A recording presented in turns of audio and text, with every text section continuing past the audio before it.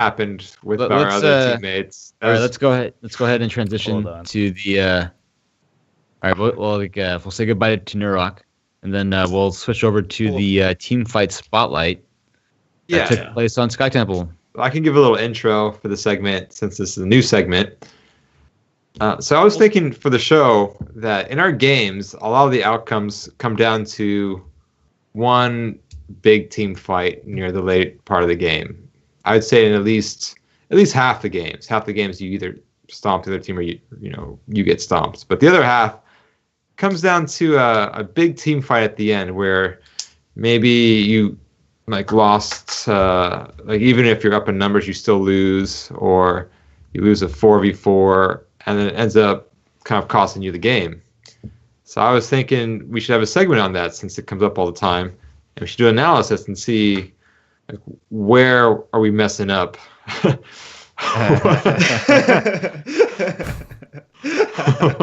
does that remind you of? For those listening, those who are listening to the podcast, we could put a beard on him.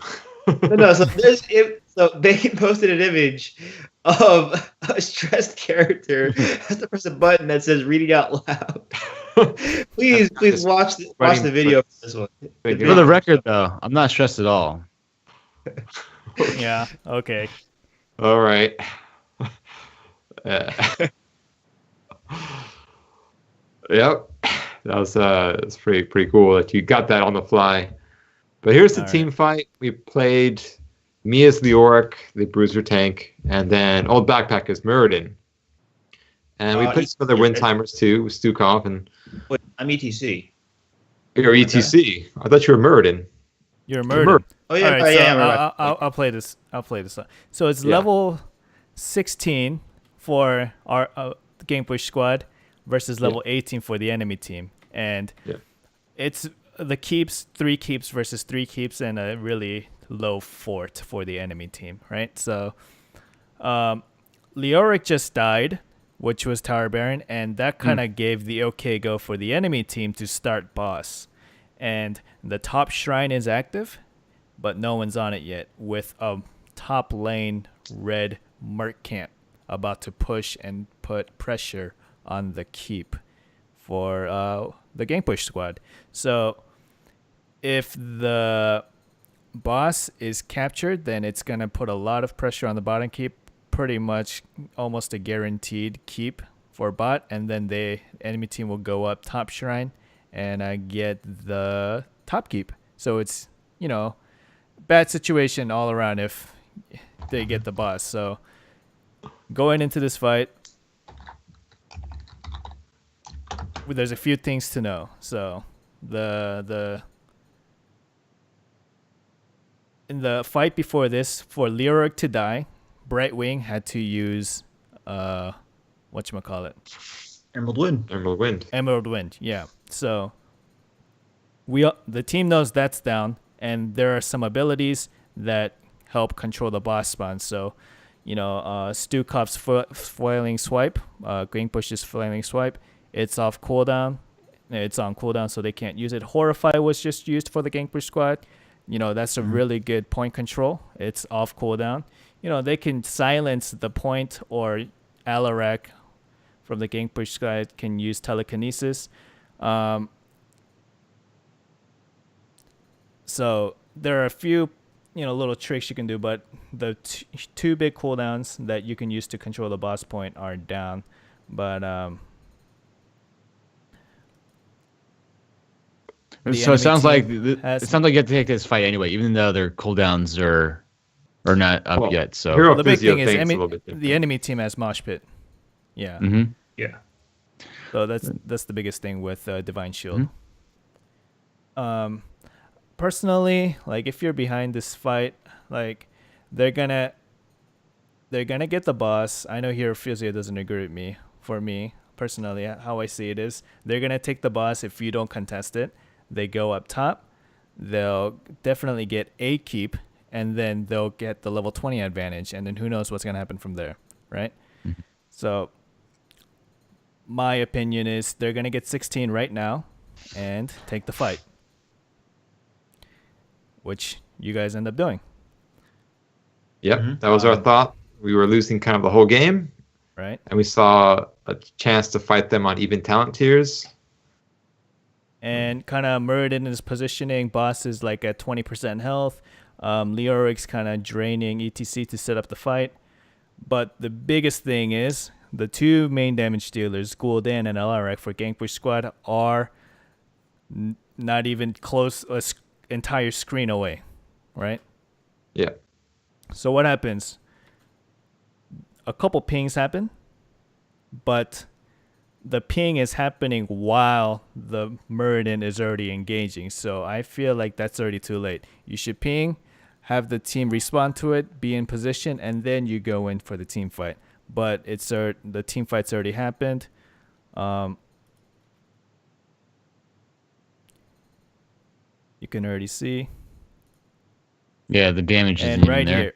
Yeah, the damage not even there. They're just taking free damage. He's forced to pop Avatar. And unfortunately, I definitely checked. Muradin has jump right now, but he is a little late on that jump. Yeah. So they take the boss anyway. So now they have the that's boss. the lag I have, by the way, just so you know. I should have been there sooner, but yes. I mean, it is. I know. Lag, I know what's happening. I know. You know, the boss is dying. Anyway, the Gul'dan and Alarak for the GankBush are late, and the boss is taken. So if the boss is taken, there's no point in fighting this anymore. Unless you get an immediate five-man team wipe, and I don't think that's really going to happen with the cooldowns that are up right now. So right now, the longer you team fight the enemy team, the more value the top lane enemy mercs get, right? I agree. They're pretty much hammering on the wall right now, and the boss is already making his way to an undefended keep. So this is a lose-lose situation unless right now you get the 5-man wipe. But what happens? So Stukov walks up for some goddamn stupid reason and gets blown up by himself. If you look at the boss point, Boxy Gaga is the Stukov. Ends up dying, the solo support of the team. Leoric does a really aggressive E into the Kel'Thas right here. And Old Backpack is joining him, trying to get the back line. And what happens is, since Stukov is dead, and Stukov even had failing swipe off on cooldown, so there's no point in him staying alive for the backline peel. But the enemy ETC and Greymane just walk up for a mosh pit and engage and completely push out the 2 damage dealers out of the team fight. While the Muradin and Leoric, yeah, that was a pretty good D shield, by the way, on the KT. Yeah, it was. Yeah. So, double support. Leoric's dead. Muradin's by himself. Nothing's going to really happen. And, yeah. So, what happened? Why? Wait, what so I feel like is they were late. Yeah. What? Go ahead. Do you think the positioning of Alarak and Gul'dan through the top between that basket and the wall of the wall there was good to go through that junction? Like they came through that way. Through the top. For Alarak, yes. Gul'dan, no. And what I would also do is, since the boss is taken, the fight's already happening. The Muradin moves back a little bit. Leoric kind of, ease into the backline and keeps them busy, but the Muradin's needed for the peel right now. And what Stukov does is go even further left, maybe left of the bush, right? Yeah. And stands there ready for the mosh pit or the circling arm, because he's one of the few cancels right now, because he needs to be safe. If I was that Stukov, that's where I would be. Yeah. Because he's looking for it right now. If you see right now, he slides in and mosh pits, and then if the Stukov was right next to that bush, he would be ready for that E. Yeah.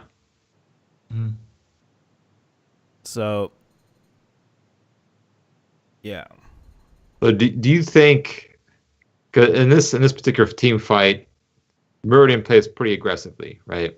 Yes. Do you think that was like warranted aggression, or like in hindsight, 2020 probably shouldn't have gone in there, or have waited a little bit? Waited. There's enough time. Yeah. Matt, you're muted, by the way. Yeah, French, you're muted. I'm muted. I've been muted this entire time. Yeah. No, like, what I was saying is that if the assassins are there, then I'd go in and fight it because YOLO. You had the time for like 2 to 3 seconds for the Alarak and Gul'dan to come in before you engaged, and that was the biggest thing. And they were late to the fight. ETC was able to get the split off on him, and it sounds as though that the tank player premature ejaculated. Kind of feels bad to say, but yes, both tanks. And some takeaways, the map communication, right? Mini-map communication. Yeah, the earlier ping. Yeah, earlier ping. That way the assassins know what's going on. And then I also think Leoric's talent choices, you're going the ARM build, right? I think the Animus Ref build, the one that, if you walk through people as ghost form, you do 50% less damage, right? Yeah. At level 13. Yeah. I think that would have been more beneficial here. I think so too, up against KT and Great Bane. The ARM build is really good if you're going against like double tank and you have to solo lane and things like that. Yeah. But there's a lot of burst damage on their side, and they're pretty crowded. On that point, you can lower their damage and burst a lot. Yeah. And if you and Muradin were kind of fighting as you're retreating and using Ghost to do that and help with that retreat, maybe this could have been a different fight. All right. Yeah, that's about what I thought. Yeah. And I think Gul'dan should have gone Q build. A Q build. Yeah. More poke, more safely. Mm-hmm. Yeah. Do you actually remember this fight, Old Backpack? I do, yeah. I remember I jumped in early because I thought, okay, they're about to take boss, so we need to actually have the boss deal as much damage as possible to help us out in this team fight. Even though it was premature because our assassins weren't there yet, but we needed to, try and be aggressive and force this fight, because if they got it, we certainly lost the game. Yeah. Wait as long as I could. I see the boss at 20%. Say, shit, we have to turn this on. Yeah. They they weren't even mounted up. Yeah, I know. Alarak and Gul'dan weren't even mounted up. I know. If I had jumped sooner, it would have been worth fighting over. Both of them were just walking over. Yeah, I know. You could also have had when this boss right now is charging up his attack, right? Yeah. You could have stepped outside that charge, and as soon as he finished that charge, just jump on the point and have Stuka flicking arm that point and just kind of do a last stand over there. That should have been done. I mean, there are a few options, but the biggest thing that hurt you too was you two both diving in equally hard and leaving the backline exposed. Mm-hmm. Yep. Yeah. And let's say you jump on that point on time, that fight is completely focused over that point, and ETC is not concentrating on the two backline anymore. Exactly. I know. If I had jumped on there sooner. Yeah. I should have anticipated for that better. And if there's any listeners out there, go to email us any replays that you want us to analyze like this. We promise we'll be nicer than, I don't. No. This is good because we're not really saying Old Backpack. We're saying Muradin, right? We're kind of detaching. Well, even so, I take it with a help of it's healthy criticism. Yeah. You learn more from your mistakes than you do from your victories. Like that's, exactly. Yeah, and then we were down, so you had to play more YOLO. We kind of discussed that. This kind was of the mindset. A pretty YOLO thing. Yeah. It was our maybe last a little, stand, right? So this is too YOLO. What I was talking about. So you gotta take a step back a little bit. I think though, if this was like a team league game, I would just give them the boss because of the Gul'dan and Stukov didn't have their ultimates. I would just try to play to 20. I'd concede all 3 keeps and just play to 20 and just have one last team fight. Yeah, concede all 3 keeps, huh? That's That's what's going to happen to get to level 20, to be honest. So, but that's what I would do. If I was in a coordinated team, I would just say, you know what, let's just get to 20. Let's play it out. I mean, they get a keep or 2. They get level 20 first. And they win this top shrine phase, so they're gonna get the shrine, and then the clock's gonna start, and you're at level barely 17 at this point. So it's gonna be a 20 versus 19 when the next shrine happens. And at this point, you don't really have the shots to absorb. Like let's say it's a double shrine phase, you're kind of screwed. You lose the game if you're forced into a 19-20 fight. No, this is what I would do. Give them the boss, just defend the boss in bot lane. And if they fight you, then they fight you. Then the same, talents here, but they have a boss, but you have keep. And just kill the boss, and maybe they don't go with the boss, and then they just go to top. And then if all 5 members are there killing the boss will be dead before the keep dies, I think. So then they rotate to the top shrine, they take out the top keep, and then you just wait until level 20. I think by that point, you lose both your keeps, but you're still alive and you still have a shot, because at that level, at that late in the game, you can definitely win a team fight and just take out a keep and win the game. So really, I thought that sounds like a much bigger risk than boss fight. Yeah, but the thing is that they started the fight if the decent 2 backline assassins were there to join Muradin, right, in that fight. But they weren't there, though. That's the thing. I mean, let's say, right? That is yeah. That's a favorable fight because the enemy team is in the middle of engaging a boss, so the boss is working against them, right? So it's more like a 5.5 versus 5 right now. But I mean, this is all hypotheticals we're going around. So and this is the last time you get a team fight in the same talent tier, most likely. So I think you got to take this fight.